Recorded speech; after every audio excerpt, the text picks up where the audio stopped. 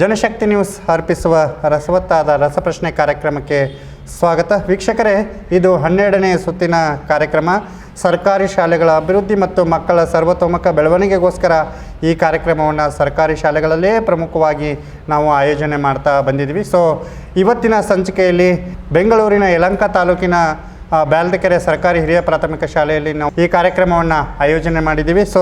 ಕಾರ್ಯಕ್ರಮದಲ್ಲಿ ಪಾಲ್ಗೊಂಡಂತಹ ಮಕ್ಕಳನ್ನು ಸ್ವಾಗತ ಮಾಡೋಣ. ಮಕ್ಕಳ ಎಲ್ರಿಗೂ ಕೂಡ ಕಾರ್ಯಕ್ರಮಕ್ಕೆ ಸ್ವಾಗತ. ಕಾರ್ಯಕ್ರಮದ ರೂಲ್ಸನ್ನು ನಿಮಗೆ ಈಗಾಗಲೇ ಹೇಳಿದ್ದೀವಿ. ನಿಮ್ಮ ಪರಿಚಯವನ್ನು ಮಾಡಿಕೊಳ್ಳಿ. ನನ್ನ ಹೆಸರು ಸುವರ್ಣ, ನಾನು 8ನೇ ತರಗತಿಯಲ್ಲಿ ಓದುತ್ತಿದ್ದೇನೆ. ನಮ್ಮ ಶಾಲೆ ಹೆಸರು GHPS ದೊಡ್ಡ ಬ್ಯಾಲ್ಕೆರೆ. ನನ್ನ ಹೆಸರು ನಂದಿನಿ, ನಾನು 8ನೇ ತರಗತಿಯಲ್ಲಿ ಓದುತ್ತಿದ್ದೇನೆ. ನಮ್ಮ ಶಾಲೆ ಹೆಸರು GHPS ದೊಡ್ಡ ಬ್ಯಾಲ್ಕೆರೆ. ನನ್ನ ಹೆಸರು ಸೋಫಿಯಾ, ನಾನು 8ನೇ ತರಗತಿಯಲ್ಲಿ ಓದುತ್ತಿದ್ದೇನೆ. ನನ್ನ ಶಾಲೆ ಹೆಸರು GSPS ದೊಡ್ಡ ಬ್ಯಾಲ್ಕೆರೆ. ನನ್ನ ಹೆಸರು ಭಾಗ್ಯಶ್ರೀ, ನಾನು 8ನೇ ತರಗತಿಯಲ್ಲಿ ಓದುತ್ತಿದ್ದೇನೆ. ನಮ್ಮ ಶಾಲೆ ಹೆಸರು GSPS ದೊಡ್ಡ ಬ್ಯಾಲ್ಕೆರೆ. ನನ್ನ ಹೆಸರು ಚಂದನ, ನಾನು 8ನೇ ತರಗತಿಯಲ್ಲಿ ಓದುತ್ತಿದ್ದೇನೆ. ನನ್ನ ಶಾಲೆ ಹೆಸರು GHPS ದೊಡ್ಡ ಬ್ಯಾಲ್ಕೆರೆ. ನನ್ನ ಹೆಸರು ಕೀರ್ತನ, ನಾನು 8ನೇ ತರಗತಿಯಲ್ಲಿ ಓದುತ್ತಿದ್ದೇನೆ. ನನ್ನ ಶಾಲೆ ಹೆಸರು GHPS ದೊಡ್ಡ ಬ್ಯಾಲ್ಕೆರೆ. ನನ್ನ ಹೆಸರು ವೈಷ್ಣವಿ, ನಾನು 8ನೇ ತರಗತಿಯಲ್ಲಿ ಓದುತ್ತಿದ್ದೇನೆ. ನನ್ನ ಶಾಲೆ ಹೆಸರು GHPS ದೊಡ್ಡ ಬ್ಯಾಲ್ಕೆರೆ. ನನ್ನ ಹೆಸರು ಖುಷಿ, ನಾನು 8ನೇ ತರಗತಿಯಲ್ಲಿ ಓದುತ್ತಿದ್ದೇನೆ. ನನ್ನ ಶಾಲೆಯ ಹೆಸರು GHPS ದೊಡ್ಡ ಬ್ಯಾಲ್ಕೆರೆ. ಕಾರ್ಯಕ್ರಮ ಪ್ರಾರಂಭ ಮಾಡೋಣ. ಪ್ರಾರಂಭ ಮಾಡುವುದಕ್ಕಿಂತ ಮುಂಚೆ ಒಟ್ಟು 5 ಸುತ್ತುಗಳಿರುತ್ತೆ. ಒಂದೊಂದು ಸುತ್ತಿನಲ್ಲಿ 8 ಪ್ರಶ್ನೆಗಳಿರುತ್ತೆ. ನಿಧಾನವಾಗಿ ಯೋಚನೆ ಮಾಡಿ ಇಬ್ಬರೂ ಕೂಡ ಚರ್ಚೆ ಮಾಡಿ ಉತ್ತರವನ್ನು ಹೇಳಬೇಕು. ಮೊದಲನೇ ಸುತ್ತು ಕನ್ನಡದ ಕಂಪು ಅಂತ ಕನ್ನಡದ ಬಗ್ಗೆ ಇರ್ತದೆ. ಹಾಗೆ 2ನೇ ಸುತ್ತು ಭೂಮಿ ಮತ್ತು ಇತಿಹಾಸದ ಬಗ್ಗೆ ಇರುತ್ತೆ. ಹಿಸ್ಟ್ರಿ ಗೊತ್ತಲ್ಲ ನಿಮಗೆ? ಓಕೆ. ಹಾಗೆ 3ನೇ ಸುತ್ತು ರಾಜ್ಯಶಾಸ್ತ್ರದ ಬಗ್ಗೆ ಇರುತ್ತೆ. 4ನೇ ಸುತ್ತು ವಿಜ್ಞಾನದ ಬಗ್ಗೆ ಇರುತ್ತೆ. ಹಾಗೆ 5ನೇ ಸುತ್ತು ಜನರಲ್ ನಾಲೆಜ್, ನಾವು ಹೇಳಿದ್ದು ನೀವು ಕೇಳಿದ್ದು. ಓಕೆ, ಕಾರ್ಯಕ್ರಮವನ್ನು ಪ್ರಾರಂಭ ಮಾಡೋಣ. ಪ್ರಮುಖವಾಗಿ ಒಂದು ಪ್ರಶ್ನೆಗೆ 2 ಅಂಕ ಇರುತ್ತೆ. ನೀವು ಹೇಳಿಲ್ಲ ಅಂದರೆ ಅದು ವರ್ಗ ಆಗುತ್ತೆ. ವರ್ಗ ಆದಮೇಲೆ ನೀವು ಹೇಳಿದ್ರೆ ನಿಮಗೆ ಒಂದು ಹೆಚ್ಚಿನ ಅಂಕ ಸಿಗುತ್ತೆ. ನೀವು ಹೇಳಿಲ್ಲ ಅಂದರೆ ನೀವು ಹೇಳ್ತೀರಲ್ವ? ಓಕೆ, ಪ್ರಾರಂಭ ಮಾಡೋಣ. ಮೊದಲನೇ ಪ್ರಶ್ನೆ, ಮೊದಲನೇ ಸುತ್ತು ಕನ್ನಡದ ಕಂಪು. ಮೊದಲ ತಂಡಕ್ಕೆ ಗುರು ಪ್ಲಸ್ ಅನ್ನು, ಗುರುವನ್ನು, ಇದು ಯಾವ ಸಂಧಿಯಾಗಿದೆ? ಗುರು ಪ್ಲಸ್ ಅನ್ನು, ಗುರುವನ್ನು, ಇದು ಯಾವ ಸಂಧಿಯಾಗಿದೆ? ನಿಮ್ಮ ಆಯ್ಕೆಗಳು: ಆಯ್ಕೆ 1 ಲೋಪ ಸಂಧಿ, ಆಯ್ಕೆ 2 ಆಗಮ ಸಂಧಿ, ಆಯ್ಕೆ 3 ಸಂಸ್ಕೃತ ಸಂಧಿ, ಆಯ್ಕೆ 4 ಸವರ್ಣ ದೀರ್ಘ ಸಂಧಿ. ಆಯ್ಕೆ 2 ಆಗಮ ಸಂಧಿ. ಗುರು ಪ್ಲಸ್ ಅನ್ನು, ಗುರುವನ್ನು, ಇದು ಆಗಮ ಸಂಧಿಯಾಗಿದೆ. ಸರಿಯಾದ ಉತ್ತರ. 2 ಅಂಕವನ್ನು ಪಡೆದುಕೊಂಡಿದ್ದೀರಿ. ಪ್ರಶ್ನೆ 2ನೇ ತಂಡಕ್ಕೆ ತತ್ಪುರುಷ ಸಮಾಸಕ್ಕೆ ಒಂದು ಉದಾಹರಣೆ. ತತ್ಪುರುಷ ಸಮಾಸಕ್ಕೆ ಒಂದು ಉದಾಹರಣೆ. ನಿಮ್ಮ ಆಯ್ಕೆಗಳು: ಆಯ್ಕೆ 1 ವಯೋವೃದ್ಧ, ಆಯ್ಕೆ 2 ಮೆಲ್ನುಡಿ, ಆಯ್ಕೆ 3 ದಿವ್ಯ ಪ್ರಕಾಶ, ಆಯ್ಕೆ 4 ಪಂಚೇಂದ್ರಿಯ. ತತ್ಪುರುಷ ಸಮಾಸಕ್ಕೆ ಒಂದು ಉದಾಹರಣೆ. ನಿಮ್ಮ ಆಯ್ಕೆಗಳು: ಆಯ್ಕೆ 1 ವಯೋವೃದ್ಧ, ಮೇಲ್ನುಡಿ, ದಿವ್ಯ ಪ್ರಕಾಶ, ಪಂಚೇಂದ್ರಿಯ. ಆಯ್ಕೆ 2 ಮೇಲ್ನುಡಿ. ತತ್ಪುರುಷ ಸಮಾಸಕ್ಕೆ ಒಂದು ಉದಾಹರಣೆ ಮೆಲ್ನುಡಿ.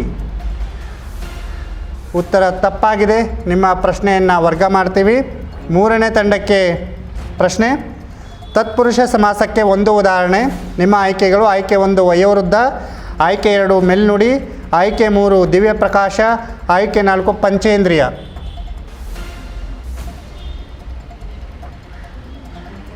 ವಯೋವೃದ್ಧ, ಮೆಲ್ನುಡಿ, ದಿವ್ಯ ಪ್ರಕಾಶ, ಪಂಚೇಂದ್ರಿಯ.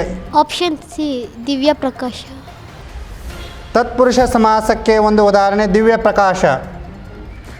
ಉತ್ತರ ತಪ್ಪಾಗಿದೆ. ನಿಮಗೆ ಯಾರಿಗಾದ್ರೂ ಗೊತ್ತಾ? ತತ್ಪುರುಷ ಸಮಾಸಕ್ಕೆ ಒಂದು ಉದಾಹರಣೆ ವಯೋವೃದ್ಧ ಸರಿಯಾದ ಉತ್ತರ. ಪ್ರಶ್ನೆ ನಿಮಗೆ: ರಾಮ ರಹೀಮ, ಇದು ಯಾವ ನಾಮಕ್ಕೆ ಉದಾಹರಣೆ? ರಾಮ ರಹೀಮ, ಇದು ಯಾವ ನಾಮಕ್ಕೆ ಉದಾಹರಣೆ? ನಿಮ್ಮ ಆಯ್ಕೆಗಳು: ಆಯ್ಕೆ 1 ಅನ್ವರ್ಥನಾಮ, ಆಯ್ಕೆ 2 ರೂಢನಾಮ, ಆಯ್ಕೆ 3 ಭಾವನಾಮ, ಆಯ್ಕೆ 4 ಅಂಕಿತನಾಮ. ಆಯ್ಕೆ 2 ಆಯ್ಕೆ 4 ಅಂಕಿತನಾಮ. ರಾಮ ರಹೀಮ, ಇದು ಅಂಕಿತನಾಮಕ್ಕೆ ಉದಾಹರಣೆ. ಸರಿಯಾದ ಉತ್ತರ. 2 ಅಂಕವನ್ನು ಪಡೆದುಕೊಂಡಿದ್ದೀರಿ. ಪ್ರಶ್ನೆ 4ನೇ ತಂಡಕ್ಕೆ. ಕನ್ನಡ ವರ್ಣಮಾಲೆಯಲ್ಲಿನ ಯೋಗವಾಹಕಗಳ ಸಂಖ್ಯೆ ಎಷ್ಟು? ನಿಮ್ಮ ಆಯ್ಕೆಗಳು: ಆಯ್ಕೆ 1 25, ಆಯ್ಕೆ 2 9, ಆಯ್ಕೆ 3 2, ಆಯ್ಕೆ 4 7. ಆಯ್ಕೆ 3 2. ಸೊ ಕನ್ನಡ ವರ್ಣಮಾಲೆಯಲ್ಲಿನ ಯೋಗವಾಹಕಗಳ ಸಂಖ್ಯೆ 2, ಸರಿಯಾದ ಉತ್ತರ 2 ಅಂಕವನ್ನು ಪಡೆದುಕೊಂಡಿದ್ದೀರಿ. ಪ್ರಶ್ನೆ 1ನೇ ತಂಡಕ್ಕೆ.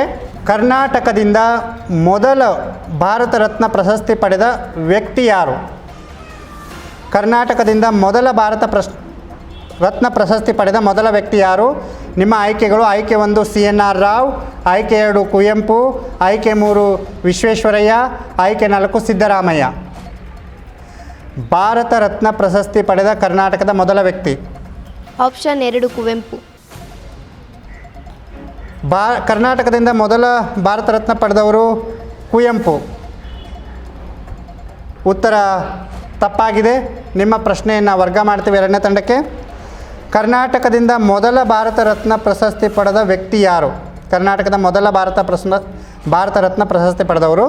ನಿಮ್ಮ ಆಯ್ಕೆಗಳು: ಆಯ್ಕೆ 1 CNR ರಾವ್, ಆಯ್ಕೆ 2 ಕುವೆಂಪು, ಆಯ್ಕೆ 3 ವಿಶ್ವೇಶ್ವರಯ್ಯ, ಆಯ್ಕೆ 4 ಸಿದ್ದರಾಮಯ್ಯ. ಭಾರತ ರತ್ನ ಪ್ರಶಸ್ತಿ ಪಡೆದ ಮೊದಲ ಕನ್ನಡಿಗ ಆಯ್ಕೆ 1 CNR ರಾವ್.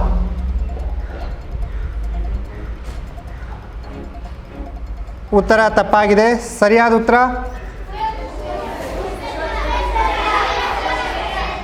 ಕರ್ನಾಟಕದ ಮೊದಲ ಭಾರತ ರತ್ನ ಪ್ರಶಸ್ತಿ ಪಡೆದ ಮೊದಲ ವ್ಯಕ್ತಿ ವಿಶ್ವೇಶ್ವರಯ್ಯ. ಸರಿಯಾದ ಉತ್ತರ. ಪ್ರಶ್ನೆ ನಿಮಗೆ: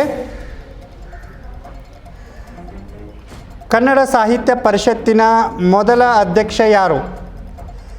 ಕನ್ನಡ ಸಾಹಿತ್ಯ ಪರಿಷತ್ತಿನ ಮೊದಲ ಅಧ್ಯಕ್ಷ ಯಾರು? ನಿಮ್ಮ ಆಯ್ಕೆಗಳು: ಆಯ್ಕೆ 1 HV ನಂಜುಂಡಯ್ಯ, ಆಯ್ಕೆ 2 ಡಾಕ್ಟರ್ ಮಹೇಶ್ ಜೋಶಿ, ಆಯ್ಕೆ 3 ಮನು ಬಳಿಗಾರ್, ಆಯ್ಕೆ 4 ಡಾಕ್ಟರ್ ನಲ್ಲೂರ್ ಪ್ರಸಾದ್. ಕನ್ನಡ ಸಾಹಿತ್ಯ ಪರಿಷತ್ತಿನ ಮೊದಲ ಅಧ್ಯಕ್ಷ HV ನಂಜುಂಡಯ್ಯ, ಮಹೇಶ್ ಜೋಶಿ, ಮನು ಬಳಿಗಾರ್, ನಲ್ಲೂರ್ ಪ್ರಸಾದ್.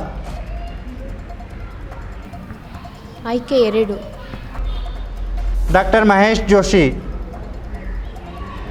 ಕನ್ನಡ ಸಾಹಿತ್ಯ ಪರಿಷತ್ತಿನ ಮೊದಲ ಅಧ್ಯಕ್ಷ ಡಾಕ್ಟರ್ ಮಹೇಶ್ ಜೋಶಿ. ಉತ್ತರ ತಪ್ಪಾಗಿದೆ. ಪ್ರಶ್ನೆಯನ್ನು 3ನೇ ತಂಡಕ್ಕೆ ವರ್ಗ ಮಾಡ್ತೀವಿ. ಕನ್ನಡ ಸಾಹಿತ್ಯ ಪರಿಷತ್ತಿನ ಮೊದಲ ಅಧ್ಯಕ್ಷ ಯಾರು? HV Nanjundaiah, doctor Mahesh Joshi, Manu Baligar, doctor Nallur Prasad. Doctor Nallur Prasad. Doctor Nallur Prasad. ಉತ್ತರ ತಪ್ಪಾಗಿದೆ. ಸರಿಯಾದ ಉತ್ತರ ಹೇಳ್ತೀರಾ? ಕನ್ನಡ ಸಾಹಿತ್ಯ ಪರಿಷತ್ತಿನ ಮೊದಲ ಅಧ್ಯಕ್ಷ HV ನಂಜುಂಡಯ್ಯ. ಸರಿಯಾದ ಉತ್ತರ. ಸರ್, ಪ್ರಶ್ನೆ ನಿಮಗೆ: ಮೈಸೂರಿನ ಯಾವ ಮಹಾರಾಜರು ರಾಜ್ಯದ ರಾಜ್ಯಪಾಲರಾಗಿದ್ದರು? ಮೈಸೂರಿನ ಯಾವ ಮಹಾರಾಜರು ಕರ್ನಾಟಕ ರಾಜ್ಯದ ರಾಜ್ಯಪಾಲರಾಗಿದ್ದರು? ನಿಮ್ಮ ಆಯ್ಕೆಗಳು: ಆಯ್ಕೆ 1 ಯದುವೀರ್ ಒಡೆಯರ್, ಆಯ್ಕೆ 2 ಜಯಚಾಮರಾಜೇಂದ್ರ ಒಡೆಯರ್, ಆಯ್ಕೆ 3 ದೇವರಾಜ ಒಡೆಯರ್, ಆಯ್ಕೆ 4 ಕೃಷ್ಣರಾಜ ಒಡೆಯರ್. ಕೃಷ್ಣರಾಜ ಒಡೆಯರ್. ಮೈಸೂರಿನ ಯಾವ ಮಹಾರಾಜರು ಕರ್ನಾಟಕ ರಾಜ್ಯದ ರಾಜ್ಯಪಾಲರಾಗಿದ್ದರು? ನಿಮ್ಮ ಆಯ್ಕೆಗಳು: ಆಯ್ಕೆ 1 ಯದುವೀರ್ ಒಡೆಯರ್, ಆಯ್ಕೆ 2 ಜಯಚಾಮರಾಜೇಂದ್ರ ಒಡೆಯರ್, ಆಯ್ಕೆ 3 ದೇವರಾಜ ಒಡೆಯರ್, ಆಯ್ಕೆ 4 ಕೃಷ್ಣರಾಜ ಒಡೆಯರ್.